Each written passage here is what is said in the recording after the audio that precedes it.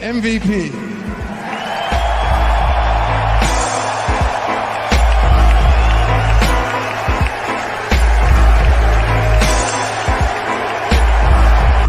It's one in the air, left center field, back it goes.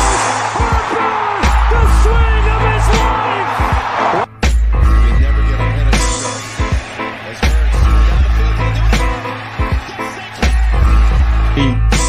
I know Randy do every day. It's always been that way for me. Always been a get better mentality every day, grow every day, be a better leader every day, be a better quarterback every day. And when that wrench do, I don't plan on missing no payments. So. Welcome, ladies and gentlemen, to 3 in the Keystone, episode 122. I'm Adam Seltzer, alongside Chris Guest and Al Ryan. And guys, that man at the end of that, we slandered him for a long time, but he's been making them rent payments.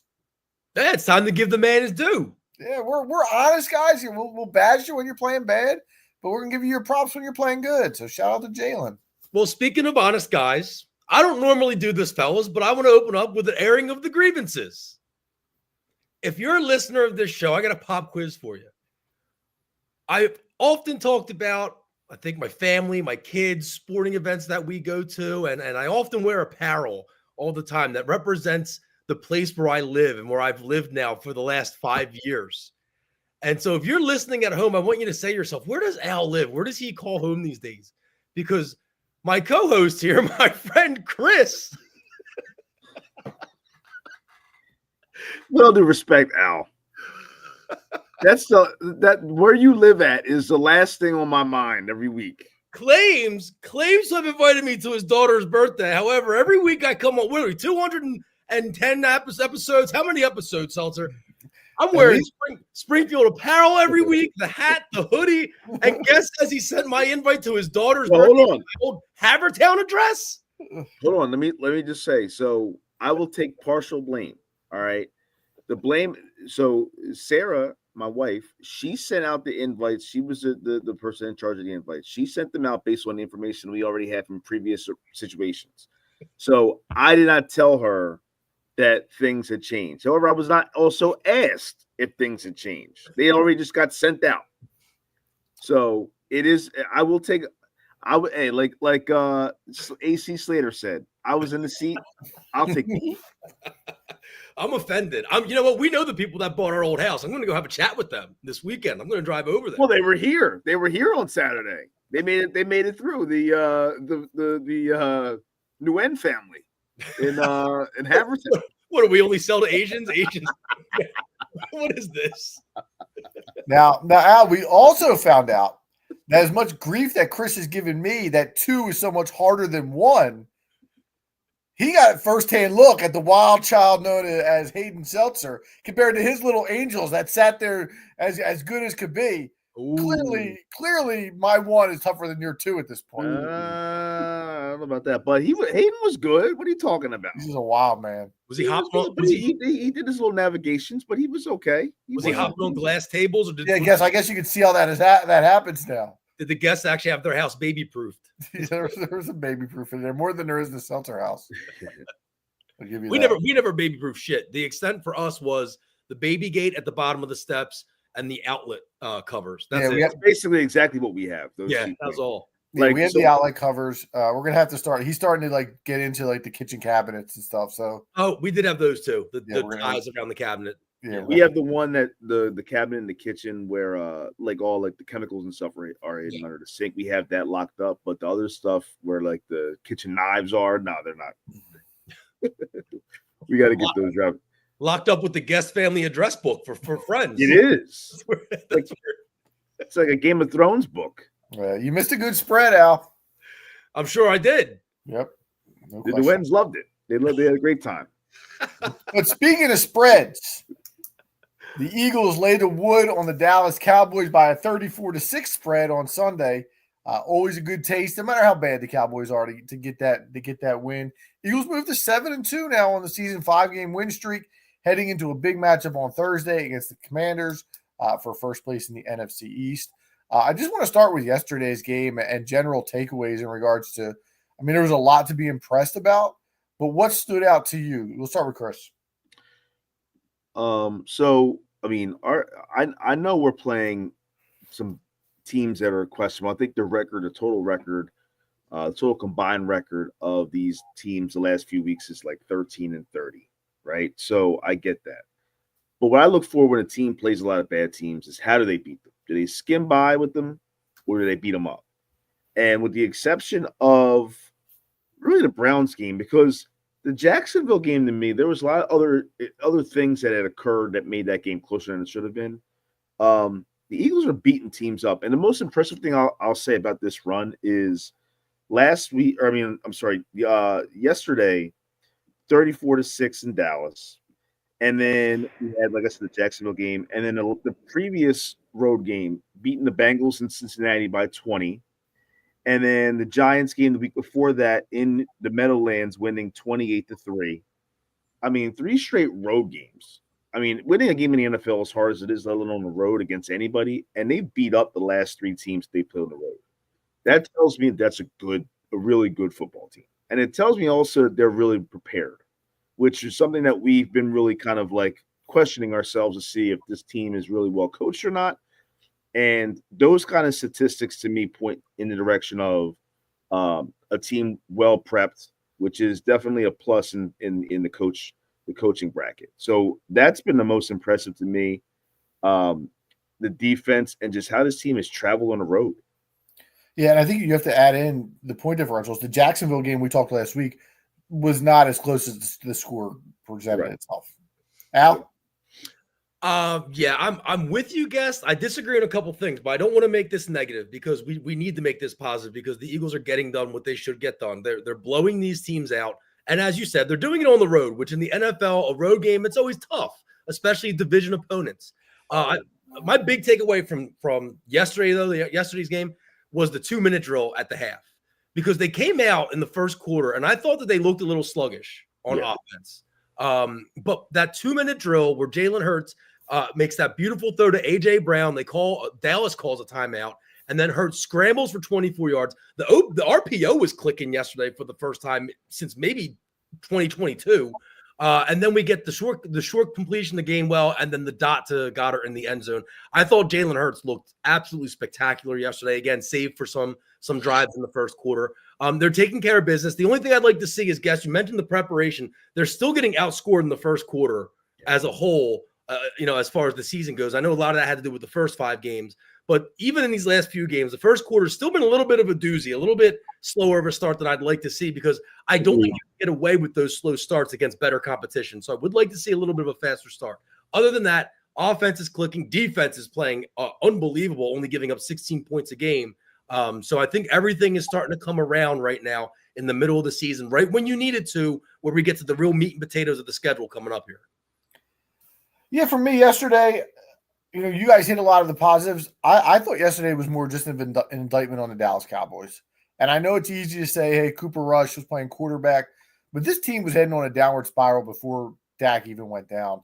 And I'm not sure what's going on there between, them not paying CeeDee Lamb or Dak Prescott. They paid Dak the first day of the season. CeeDee Lamb was a holdout, significantly through training camp before they decided to pay him. And now we'll see what happens with Micah Parsons. But for a team that presents itself as America's team, the lack of improvements that they made over the past few off seasons, and now all of a sudden they're staring at a division where you not only have the Philadelphia Eagles who have planted themselves as a team that should be good for the next handful of years, but now you have the Washington Commanders team that the Eagles are going to see this week that has itself a franchise quarterback. And you're sitting there wondering if you're going to be the third best team in the division for the foreseeable future. That's the best thing that I took out of this game is that the Dallas Cowboys do not have any sort of light at the end of the tunnel at this point. They're going to fire their coach at the end of this year. That writing's on the wall for that. And we'll see if they bring in a Belichick or a Vrabel or something of that sort to try and right the ship. But I don't know, man. If I was a Dallas Cowboys fan, I'd be very, very worried about what my future entails. That second fumble told you everything you need to know about the Dallas Cowboys and the way they feel about their season. They didn't those big hogs, they should have jumped on that ball. They ran right over it. Yeah. I mean, you saw Dak mumble it last week. What did he say? We suck. Yep. Yeah, and I think Seltzer, to your point, I'll even go a step further. I mean, I'm looking at their schedule right now. I don't know. I mean, there might be one, at most, two more wins on this schedule for them. And that's if they can come together and still get them. Like, I mean, I said earlier, like the NFL, winning in the NFL is tough. I mean, they have Houston next week at home. Then they go to Washington. They have the Giants at home, which is winnable. They have the Bengals. They play the Panthers, but it's at Carolina, so that's two bad teams playing, and they're on the road in that scenario. Tampa Bay, the Eagles again, and the Commanders again to close out the season. For a team like them with their struggles and everything that they have going on, that's no game is easy or assumed for them at this point. And I would be surprised if not only did they not win another game, I wouldn't be surprised if Mike McCarthy got fired before the year ended. I agree with you. I think he could very well. Wouldn't have been surprised if he went today, to be honest with you. Yeah, I mean it's a dumpster fire right now, man. Yeah, I'm just happy that there's no Penn State stud that's going to be coming out this year that neither Dallas nor the Giants can sweep up like they did with Saquon and Micah Parsons, because we saw both of those coming. What about the end? What's his name? Yeah, but I'm not really Carter. I'm not really worried about that. Like Parsons, you knew was going to be all pro stud. Saquon, you knew same thing. Like that was sickening for me as a Penn State fan. I mean, I think you guys are hard on the quarterback. Or what on the quarterback? What? You're hard on Aller, but he won't be on the Cowboys as a Dak. But I mean, I think he'll be a high pick for Penn State. But yeah, as far as the Cowboys are concerned, with it's going to take a lot to save those guys. I don't know if it's Belichick. Belichick's been apparently reported to say previously that he wants to stay in the Northeast if he can for his next gig. But you know what? Maybe his 24-year-old girlfriend likes Texas. Maybe that's why persuades him to go down there. I love that he's putting out all those pictures and videos of him having fun with her. Like it's almost like a resume builder. Like, look, I am a fun guy. Right. Yeah. That's what I'm saying, man. Who knows? Maybe there's some fun things in Dallas, Fort Worth area that they can do on weekends or during the week and time off. Like, maybe he goes down there. Dallas is about as fun as a hangnail, dude. There's no way there's anything down there. Yeah, I mean that's I've never been there myself, but I mean I don't really. Now I will say this: yesterday during the game, there was a pocket of time. I guess that was the second quarter, where Jalen didn't look great. And I had said during the game, I said, it's probably because you can't see that damn field because of how bright it was. And I was partially kidding, but come to find out today, that's been a legit thing that the people in Dallas are talking about as far as their shortcomings.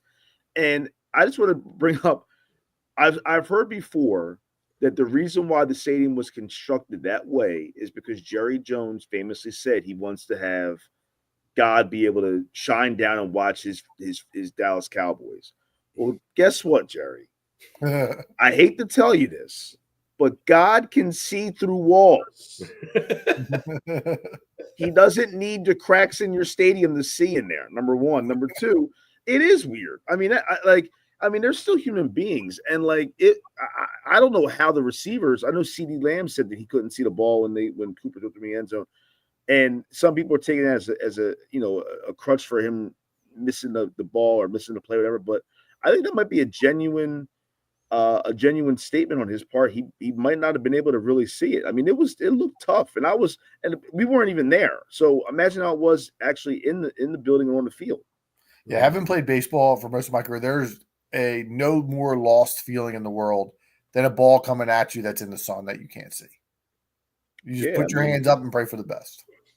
And especially more dangerous. I mean, baseball has its own dangers anyways, as it is with the ball being, so hard coming at you so fast and everything. But football, you got 250-pound grown men flying around ready to knock your head off. And while you're trying to dodge them, you got to try to find the ball in this sunlight. It's tough. Yep. I want to look a little bit more big picture here. Obviously, we're on a 5-game win streak. We haven't done an Eagles deep dive in a few weeks. I think the last time we really talked about them, they were still struggling. So I think let's talk about what has impressed you the most during this stretch. And I'll start since I kind of I gave more of a Dallas Cowboys spiel for my week one. But for me, it's two things that I'm going to go a little bit deeper. I've bashed Howie Roseman on here a lot. And I've talked bad about some of the draft picks he made. I think how overhyped he's been. But him and Vic Fangio cooked this offseason. And while there were a couple of mistakes, the 2 draft picks of Quinyon Mitchell and Cooper DeJean in the first 2 rounds have solidified this secondary. And the signing of Zach Bond has been – those 3 guys have transformed this defense. We've been looking for a linebacker for this football team for 5 years at this point, 6 years at this point, that can play. And he's been the utmost that you could have thought that Zach Bond would be. He has surpassed it at this point. No. And Quinyon Mitchell, by all accounts, looks like a top 5 corner, not just in this draft, but in the league as a whole. He is a lockdown corner. And DeJean has been great as well. Just some stats for you guys overall. If the first couple of weeks when the defense really struggled, they're now up to 6th in yards allowed. They're at 2nd in points allowed. In the last 5 games, they haven't allowed more than 280 yards total. And again, Chris, you mentioned that the competition hasn't been great. Doesn't matter. Those are still really, really good stats. And then again, 13 points per game over those last 5. So for me, look, as good as the offense has been, as well as Jalen Hurts has protected the football in the last 5 games outside of a couple mishaps yesterday, this defense is the reason that this team has turned this thing around. And Vic Fangio and, again, those draft picks are being commended for the job that they've done. I just texted one of my group chats tonight, half jokingly saying, is Zach Bond already a top 10 linebacker in Eagles history? Now, that's obviously only after 9 games, that's a little bit much. But the trajectory he's on after just half of a season, like if he finishes this season that same way and continues to play like this for us, you guys might know the contract situation better than I do. I don't know how long we have him in Eagles green for guaranteed, but he is all over the field, and you guys have to love him as a fellow Baldy. He rocks a hell of a bald head. Oh, well, listen, our Baldies are way inferior to his. He's got the skull crusher. What's it called? Is that what it's called? The little handheld thing where you get that nice sheen, dude. He's got the mirror scalp. Yeah, dude, the crystal ball. Let me tell you, Adam, I'm on the same page. It's the defense for me. Ever since the bye week, this defense, we talked about the pass rush not getting there and not making enough noise.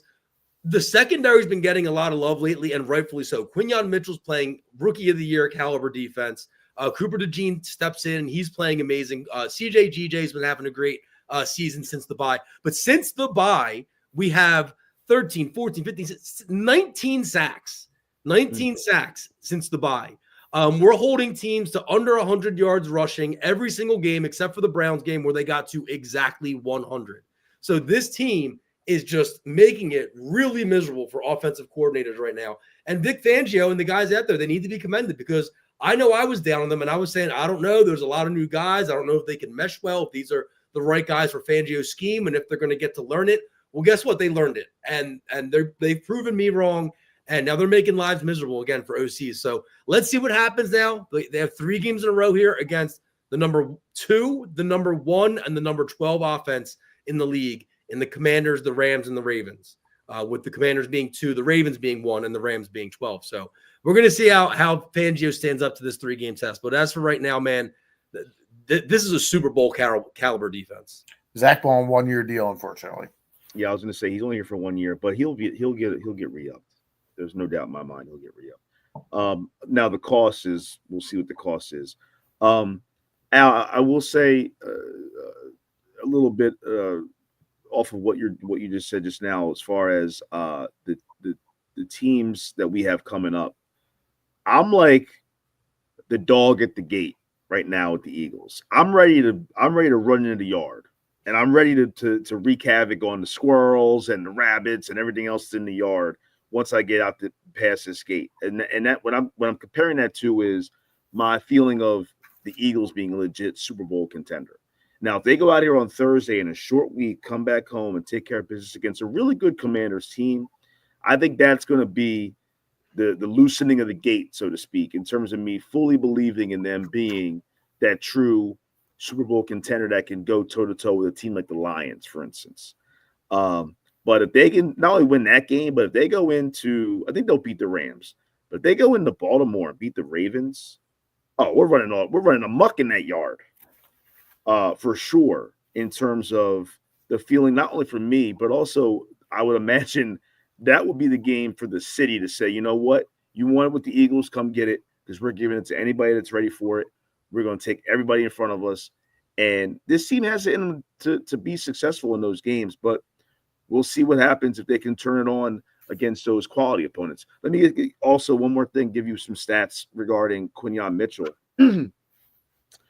against some of the premier receivers that he's going against so far in his rookie year. Christian Watson, 1 catch, 6 yards. Drake London, 1 catch, 5 yards. Rashid Shaheed, no catches. Mike Evans, 2 catches, 19 yards. Amari Cooper, 1 catch, 10 yards. Malik Neighbors, 1 catch, 9 yards.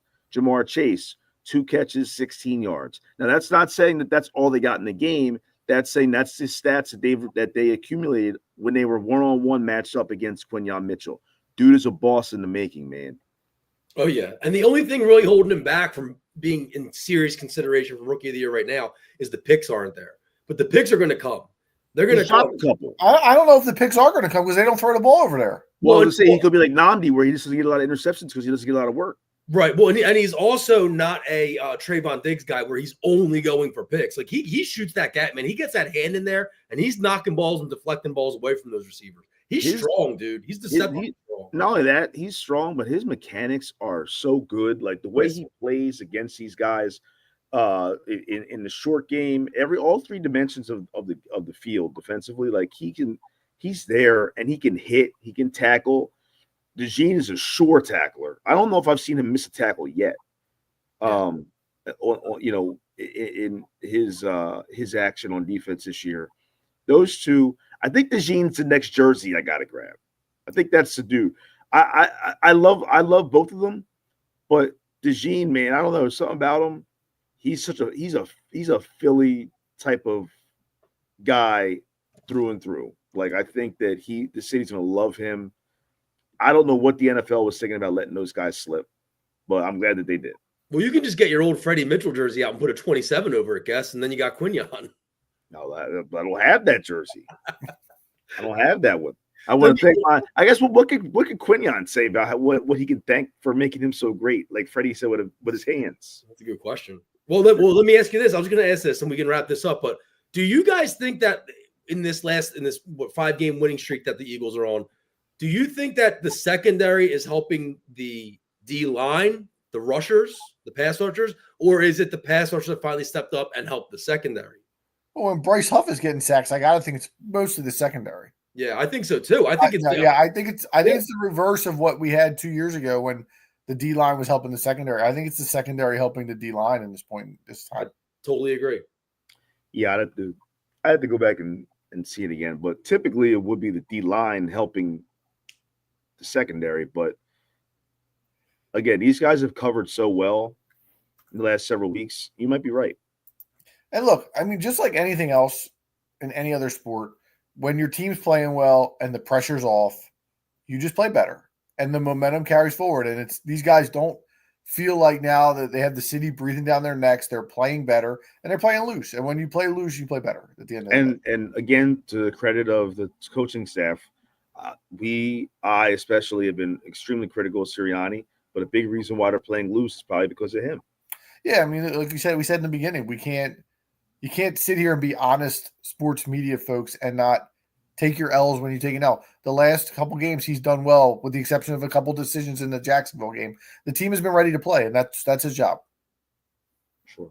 Ern Ivanhoe in the chat, he's apologizing for coming in late. We'll accept the apology, Ern, but don't make it a regular thing. You might have lunch detention with Mr. Guest later. Listen, Ern, we started late, so it's all right, bro.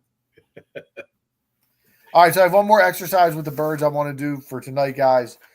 We're roughly, I guess, halfway through the season at this point. I have some of the contenders in the NFC, and what I want you to do is I want you to give me a percentage of how likely the Eagles are to make it further than these teams come to the playoff time. Okay? So you're giving me a percentage of how likely the Eagles are to go further than these teams at the end of the year. So let's start with our friendly rivals from the West Coast, the San Francisco 49ers. They're 5-4. They get Christian McCaffrey back yesterday. Al, let's start with you. You're a big Niners guy. How likely is it the Eagles get past the 49ers this year? Guess you're going to hate this answer. I got 50-50. I have 50-50. Here's why. I think this is the biggest unknown because of the injuries that San Francisco's dealt with this season.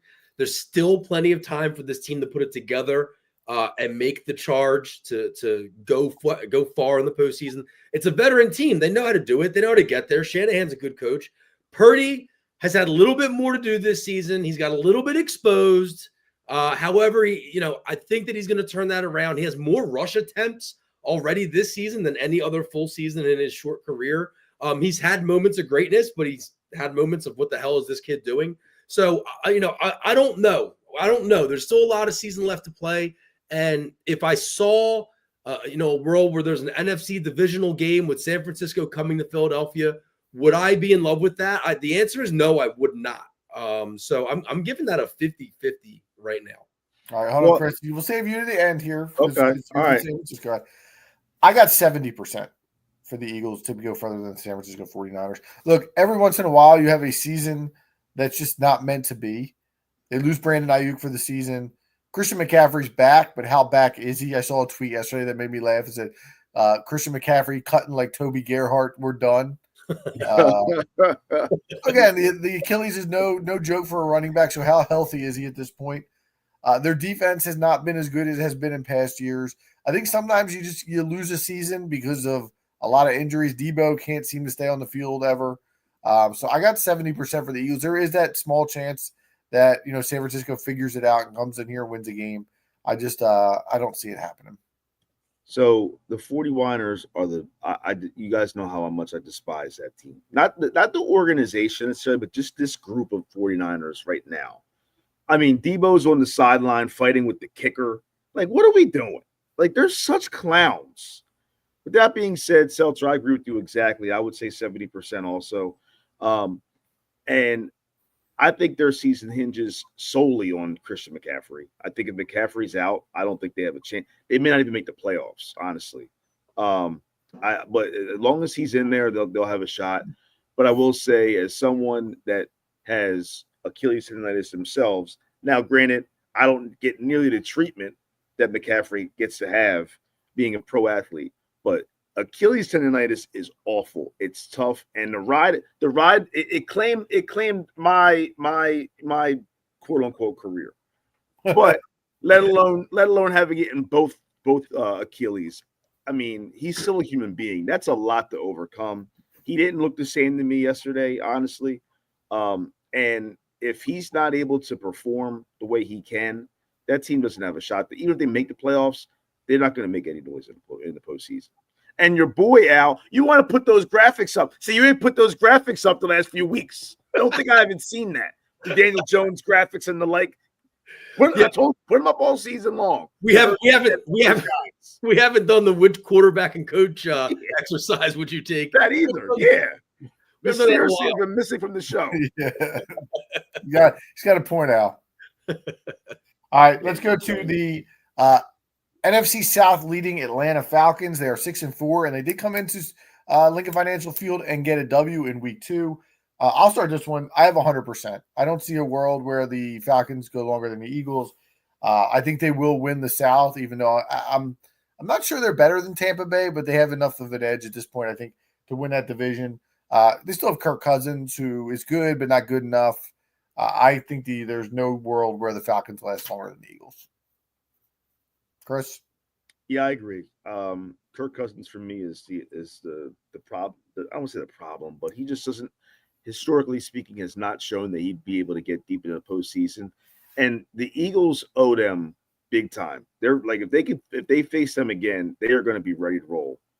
And I don't think Atlanta would have a chance, really, either way, either in Atlanta or here in that matchup. So yeah, I agree 100%. I'd say for the Eagles. Al? I have 99%, but I think that the 1 out of 100 is the game where they beat us in the second week of the season. So I think that they've already used that up. They got it. Yeah. Their team stinks. And if I was a Falcons fan, I'd be a little bit nervous. Like we've watched Kyle Pitts not kind of fulfill the prophecy of becoming this great tight end, and it feels like Bijan Robinson is slowly starting to toy with bust territory. No, dude. Oh, his last 5 weeks, he's been really good. I don't know. Maybe my expectations were higher for him, and maybe you guys pay more attention because you're fantasy players. But just from like the outside looking in, like catching games here and there, and catching box scores here and there, he's not lighting the world on fire the way I thought he would this season. Yeah. I thought he was going to be the number one back in fantasy this year.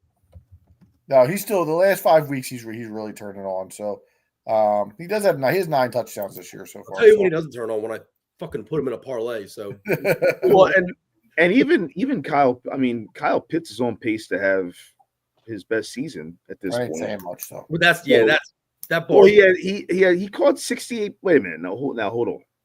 He had 60 for a tight end. He had 68 catches and 1,000 yards in his rookie year. Now that's a good. I don't think he's getting there this year. This year he's on pace for the receiving. He might come short with the yardage, but he's definitely going to have the most touchdowns he's had, which is only 3 for his career high. But he's at that there right now. But in his career, how many touchdowns does he have? 7? 3, 6, 7, 8, 9. That's 9. Yeah, bad for a guy that they were saying is going to be the next upper echelon tight end. Yeah, might as well again, that's not his fault though. Some of that's because this is his first year with a real quarterback. So. Yeah, he got to do more than what he's doing for a top. Was he top 10 pick? I believe. Yeah, 7th or something. Right? Yeah, I mean, I agree with that. Let's go to the Bijan thing. It's way the way I think that's off base. I think Bijan's a really good player, honestly. All right, let's go to the Green Bay Packers, 6-3. We'll start with Chris on this one. Oh man, I'm going to say the way we're playing right now. I'll put it at 65% for the Eagles to be beyond the Packers. All right. Al, I have a little slightly higher. I have 70% because I think. Right now, as it stands, that would be our first round matchup. Would be the Packers on Wild Card Weekend at home, and I don't think they would stand a chance against us straight up. No, I shouldn't say that. I think that the cards would be stacked against them if they get like the 6 seed or the 5 seed, and they somehow maneuver around and maybe they make it farther than us. But their 3 losses have been to contenders: Philly, Detroit, and Minnesota. They have an okay defense. They don't really scare me though. I've got it the highest of the 3. I got it at 78%. I was very bullish on this team in the preseason. I still think they're really good. I just think they're a year away still. Jordan Love's been banged up for most of the season. I like LaFleur as a coach, but I think they just need another year to put it together. And I think the key part is here, I don't see a world where they're passing the Lions to win the division. So that game's going to have to come here. Or they're going to be on the road for a lot of these games. So I got them at 78% for the Eagles. Yeah. All right, let's go to another team in the NFC North. Let's go to the Minnesota Vikings, who are 7-2. Squeaked another one out yesterday. Al, you can start this one. They seem to be slumping. 2-2 in their last 4. Their wins were against the Colts and the Jaguars.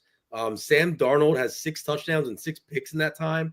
And not very talked about. He's getting sacked on almost 10% of his dropbacks. So that line is not protecting him, and it's showing in the numbers.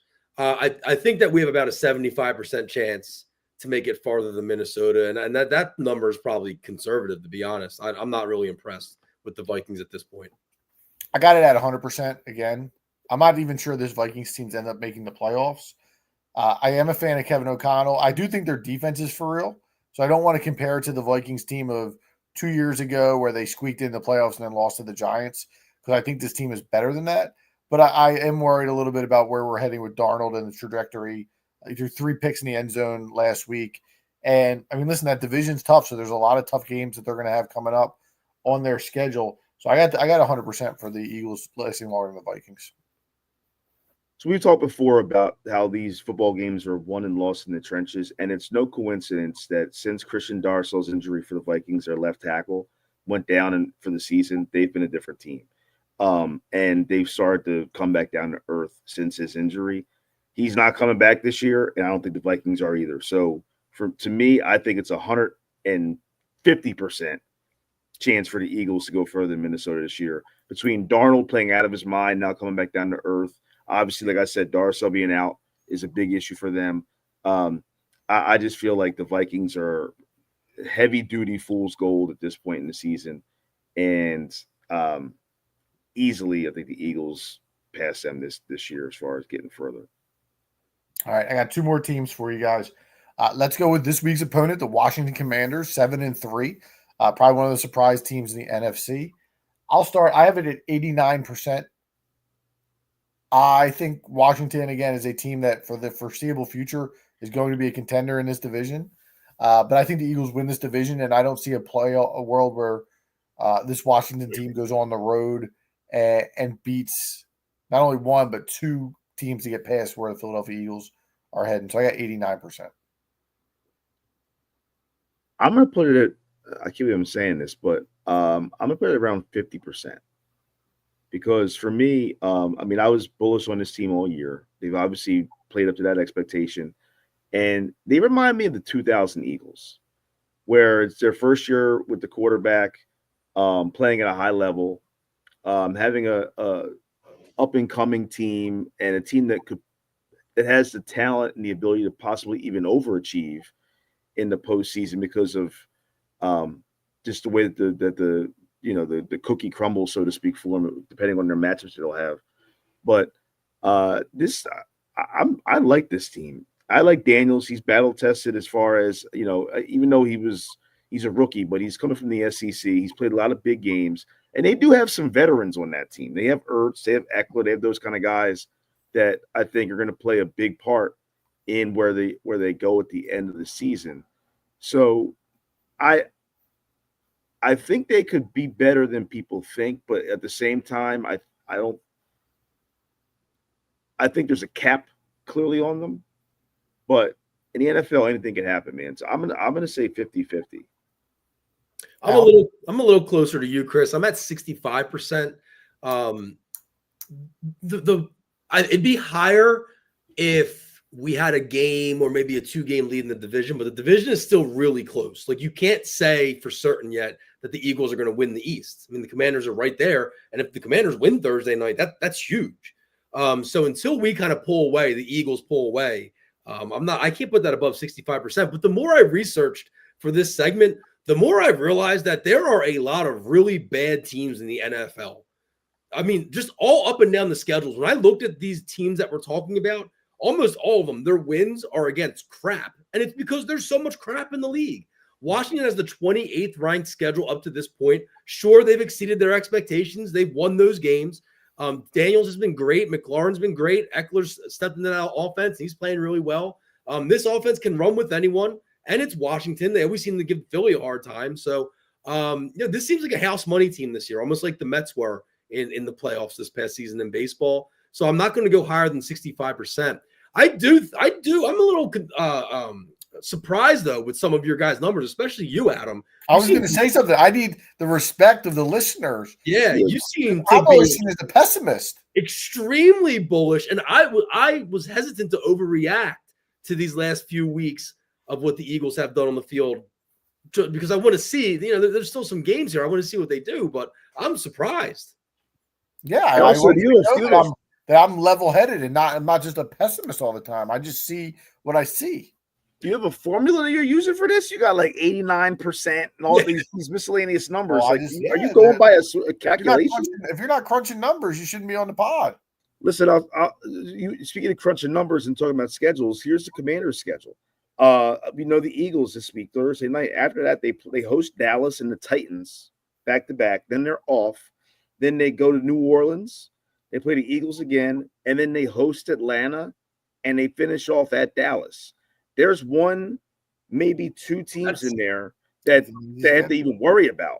That's 11 wins right there. Yeah, and that's at least, and that's what I'm talking about. Like, when I look at that, as well as just their makeup as a team right now, they scream a team that can come out and be a little dangerous in the postseason. They're only, what are they right now? A half a game or a game behind Detroit for that top spot. I'm sorry, they're a game and a half back because we're a game behind them. So if they come out and they beat the Eagles on Thursday, first of all, it's an impressive win. Coming off of a loss, having a short week, going on the road, and then beating the team that's leading the division would be extremely impressive. And that puts them right at the doorstep for Detroit not making a mistake. Otherwise, you look at Washington hosting the NFC playoffs. So if that happens, who Yeah. knows what can go Yeah, down. yes, it sounds like there's a world where the 5 seed Philadelphia Eagles are traveling across the country to visit the NFC West champion San Francisco 49ers on Wild Card Weekend. Not if the Eagles take care of their business. That's true. That's All it true. comes down to. And I wanted to say real quick too to close out what we were saying about Pitts. Pitts is only 24 years old still, and we forget he's a slept-on Philly dude. We got to go to bat for our own, man. He hasn't reached the expectations of him being a Hall of Fame tight end, which is what everybody was saying. I just said though he's 24. He's still young. He's a baby. That's fine. I think we have a quote in the baby too. Bryce Young is a baby, but he actually looks like a baby. All right, let's go to the last one. The big daddy, the Detroit Lions, 8-1, somehow sneak out a win last night despite Jared Goff throwing 5 interceptions. I'll open this one up. I got a 28% chance. There you go, 28%. Listen, here's how I feel about this right now. You remember 2 years ago when the Eagles were on that run and it felt inevitable that it was going to be a San Francisco 49ers, Philadelphia Eagles NFC Championship. Dallas Cowboys were lying in the weeds a little bit, but they were not in that tier. And we got that NFC Championship. And obviously Purdy gets hurt, Eagles win, go to the Super Bowl. I feel that way about the Detroit Lions and the Philadelphia Eagles. But I think the Eagles are that tier behind this Detroit team right now. Detroit, their offense, it moves in all sorts of directions here. We're going to have to go on the road to play there. It's going to be tough. So I have it at 20. As of now. Huh? As of now. Yeah, again, at 8-1, I see Detroit still being the top seed. I think they're the top dog. I think right now they're the best team in football, despite the fact that the Chiefs are 9-0. Yeah, their schedule doesn't really get much harder either the rest of the way. I'll save that for Chris. I know he's probably looking that schedule up. I wasn't. Not for them. Not for them. I got 33.3 repeating percent. I give the Eagles a 1-3 chance to make it farther than the Detroit Lions.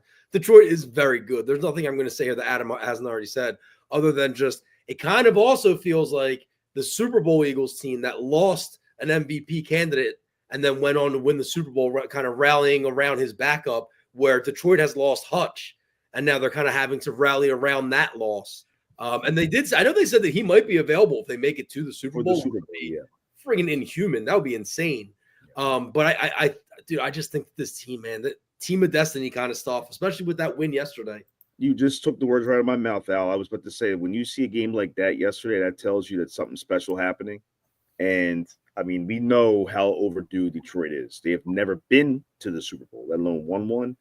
This might be their year. I have it at 10% for the Eagles. I just think that even if the Eagles would have to reach their highest peak, their highest potential to be able to beat this Detroit team on the road, especially.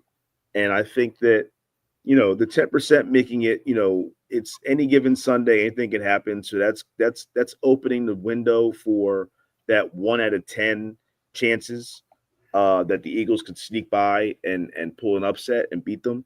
But if everything goes through Motown this year in the postseason, those fans and that team, I can't see anybody winning in that building this year in the postseason. All right, so there you have it. We'll see what happens. I guess let's do a quick prediction for this Thursday's game against the Commanders. I'll open it up. I think the Eagles make a statement. I think they're ready to take charge in the NFC East. Washington took a tough loss this past weekend. We'll see how they respond on a short week. I'm going to take the Birds 27. I'll say 17. I don't know. I'm back and forth on this game. I don't love the line. The line to me is a little fishy. It's Eagles by 3 right now. And I feel like that should be a little higher. And that's telling. So I'm going to say that they win but don't cover. And I'm going to throw this something around like 21-20. I think it's definitely going to be a low-scoring game. So I think I'd probably go with you, Al, on that score, to be honest with you. I believe, I don't know this for a fact, I would imagine this is Jaden Daniels' shortest amount of time in between a game in his career, between high school, college, and the NFL now in his rookie season. And, being a road team in these Thursday matchups is even more difficult. They might even have had practice today, and then have a walkthrough tomorrow because they have to travel Wednesday to get here. So it makes it even shorter of a week. I can't. I really don't see the Commanders winning this game based on that kind of stuff. I'll say 23-17 Eagles. They might get us on that rematch in DC, but I think for this one, I'm going to take the Birds.